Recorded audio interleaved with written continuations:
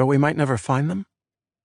We'd set up the scope on the deck on a clear autumn night, on the edge of one of the last patches of darkness in the eastern U.S. Darkness this good was hard to come by, and so much darkness in one place lit up the sky. We pointed the tube through a gap in the trees above our rented cabin. Robin pulled his eye from the eyepiece.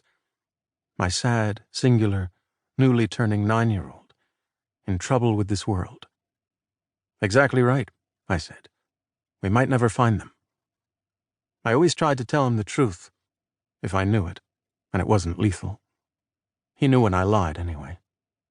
But they're all over, right? You guys have proved it. Well, not exactly proved. Maybe they're too far away.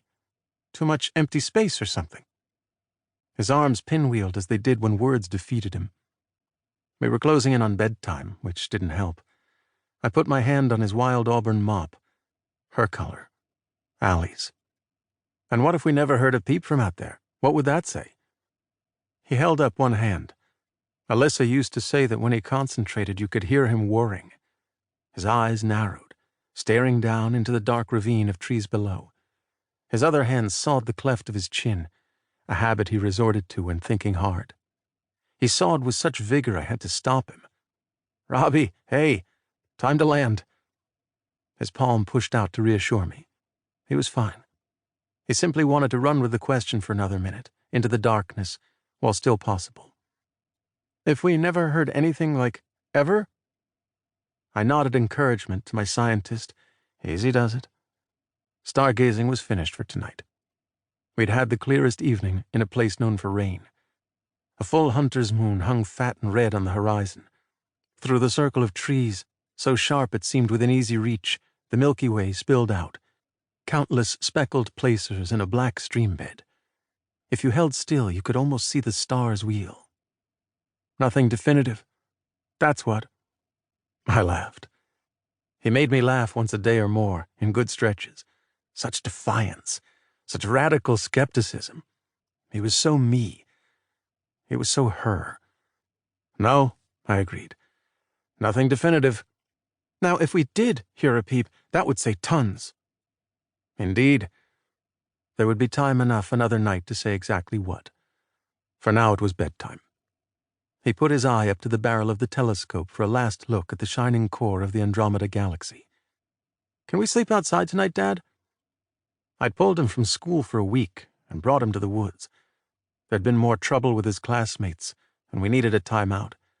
I couldn't very well bring him all the way down to the Smokies only to deny him a night of sleeping outside. We went back in to outfit our expedition. The downstairs was one great paneled room, smelling of pines spritzed with bacon.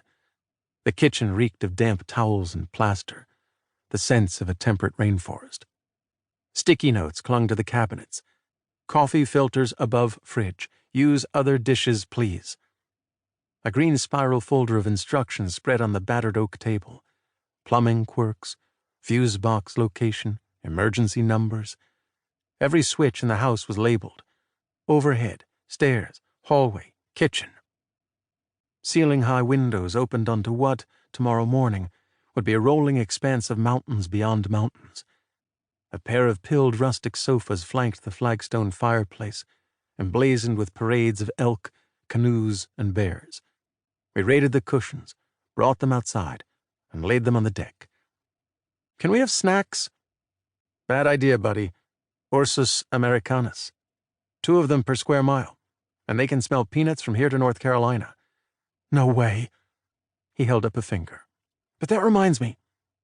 He ran inside again and returned with a compact paperback. Mammals of the Smokies. "Really, Robbie? It's pitch black out here." He held up an emergency flashlight, the kind you charge by cranking. It fascinated him when we arrived that morning, and he demanded an explanation of how the magic worked. Now he couldn't get enough of making his own electrons.